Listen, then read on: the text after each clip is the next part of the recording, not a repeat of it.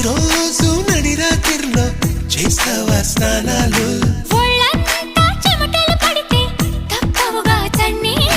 వణికించే చలికాలంలో ఏమా ఆఫిర్లు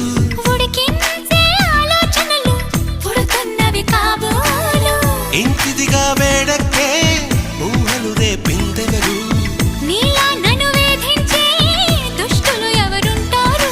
అదిగో ఆ ఊరికే చెబుతోంది నువ్వు దాచాలనుకున్నా